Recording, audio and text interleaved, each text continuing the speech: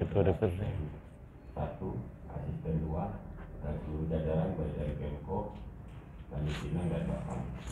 Wabil khusus yang kami muliakan tamu kami, Komite 3 di PDRI, Pak Ketua Tim dan rombongan, saya tidak sebut satu persatu.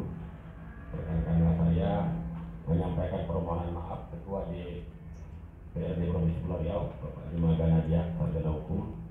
Beliau berhalangan karena beliau harus mendampingi Gubernur dan Porpinda untuk menerima Panglima TNI di Natuna.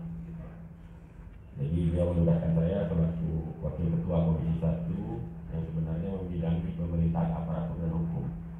Bidang kesejahteraan sosial ini Komisi 4. Teman-teman yang lain sibuk sekarang, ada sistem baru yang harus diikuti sebelum Musrembang. Usulan-usulan harus masuk terkait sistem premi. Jam 24, jam 00 berakhir karena kami. Jadi permohonan maaf kami. Dari topik hari ini tidak banyak mungkin yang kami ingin sampaikan. Nanti mungkin kami jalan kalau ada yang mau didalami, karena ini beberapa teman-teman yang dihadirkan oleh Pemprov ini pakarnya, bisa lihat dari depan ini yang sudah lama sembunyi pun dimunculkan lagi. Benny kan ini sudah pernah viral dia ini. Tapi kayaknya kalau menghadapi Komite 3 dimunculkan dia, takut terdeter.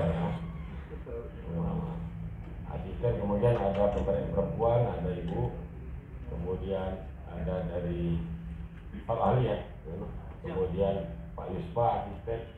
Jadi kami ikut saja dalam perjalanan, cuma substansinya kami dari DPRD tentu menyambut baik, kemudian berharap memang ini juga kami dapat masukan harus sudah di-update Undang-Undang Nomor 9 ini. Sudah agak tertinggal ya. Ditambah dengan COVID ini lumayan menghantam posisi kita, sehingga pas pula waktunya kemarin dengan pilkada. Nah, jadi hampir artinya hanya reaksional kegiatan-kegiatan sosial tadi sembako itu malah ditunggangi oleh kepentingan-kepentingan lain. Nah, ini kan menunjukkan bahwa memang secara kelembagaan kesejahteraan sosial kemudian program kita tidak berjalan sistematik dan masif. Parsial, jadi dipakai seakan-akan ini hanya obat, seperti obat instan sakit kepala. Padahal sebenarnya ini kan amanat dari konstitusi kita. Intinya kesejahteraan sosial itu. Di alinea keempat kan jelas bahwa salah satu tujuan dari membuat sebuah negara itu untuk kesejahteraan masyarakat yang memberdayakan. Tetapi itu di nomor sekian kan. Setelah berdampak muncul baru sibuk dan malah ditunggangi. Harusnya kan itu menjadi basic program untuk penyelenggaraan pemerintah. Pemerintah itu baru berhasil sebenarnya dari sudut pandang kami wakil rakyat apabila ini kesejahteraan sosial ini, karena itu pelayanan dasar. Kalau itu fokus, maka boleh kepala daerah atau siapapun memprogramkan yang lain, mau infrastruktur lah, mau kegiatan yang lain. Tapi basicnya kan dalam teori ilmu negara, berdirinya sebuah negara itu asalnya untuk melindungi segenap tumpah darah bangsanya. Kalau tidak terlindungi baru membuat yang lain atau melaksanakan yang lain, saya kira tidak pas. Jadi itu yang terabaikan. Nah, mudah-mudahan revisi ini atau perubahan terhadap undang-undang ini bukan hanya kosmetik saja. Nah, jadi jangan, mohon maaf nih sebelumnya saya sampaikan mohon maaf. Jangan karena latah saja nanti dipilih. Karena dia diajak untuk membuat RUU, tapi bukan tidak masuk. Sama dengan perdebatan politisasi. Soal RUU lama itu.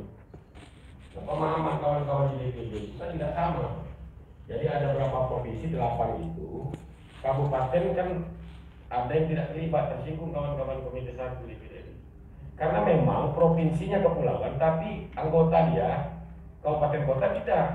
Jadi ada tarik menarik, ada kabupaten merasa tidak penting.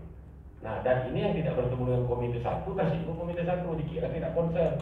Karena antara dia bagian provinsi itu kabupatennya tak mendukung. Nah, jadi lambat ya. Kami sejak awal pendirian Provinsi Pulau Riau aktif, dan kami baru selesai sebenarnya gubernur menjabat sebagai ketuanya bergilir sudah 8, nggak tahu dianggarkan. Itu menyangkut permohonan kami kepada DPD. Termasuk titik ini, selain yang ini undang-undang saya menyimpang sedikit, termasuk posisi DPRD. Harusnya berharap kami dengan DPD, karena DPD sekarang kan ada tambahan tuh kewenangan soal evaluasi perda dan hal-hal lain. Namanya kasih DPRD ini kan tak jelas dia ini. Eksekutif tidak, legislatif tidak, tapi direkrut melalui pemilu. Waktu dilantik, setelah dilantik, ikut Kemendagri, jatuh dari PP dengan permen. Permen asik, mau gunting aja. Sekarang kena Perpres 33, bukan COVID-19 aja, kalau COVID 33. Jadi kawan-kawan DPD itu teriak. Ini baru dengan Pak Ria, nanti kami setelah ini akan roadshow dengan seluruh teman-teman DPR RI. Setelah itu puncaknya Komisi 2. Ini persoalan sebenarnya tidak sederhana. Persoalan kelembagaan dan cabang-cabang kekuasaan. Masa orang direkrut melalui pemilu tapi ditempatkan tidak pada tempatnya. Kalau tidak dirubah, dibuat outsourcing. Ya, menerima lowongan anggota DPRD 5 tahun sekali buka. Ini persoalan besar tapi dibiarkan. Nah itu. Kemudian menyangkut kesejahteraan sosial, mungkin pada prinsipnya kami di Provinsi Kepulauan Riau kebetulan sekarang lagi menyusun RPJMD. Jadi sangat pas nih kedatangan Bapak-bapak sekalian. Salah satu yang kami langsung berhadapan dengan persoalan kesejahteraan sosial, makanya kita jam kesda kemarin itu kita akan coba naikkan karena kemarin habis terus, hampir tidak sampai setahun itu jaminan sosial itu habis anggarannya karena tidak tercover. Banyak betul persoalan yang tidak tercover oleh pemerintah daerah. Kemudian kami di DPRD tentu menyambut baik Pak, tadi saya ulangi menyambut baik apa yang dilakukan Komite 3 ini. Mudah-mudahan dengan dilakukan rapat kerja daerah ini dapat ditampung. Ini saya kira memang teman-teman stakeholder daerah ini lengkap, ini bisa memberikan masukan langsung dan bisa di-insert di dalam revisi atau perubahan dari undang-undang tersebut. Saya kira itu dari kami. Kami menyambut baik, terima kasih sudah datang.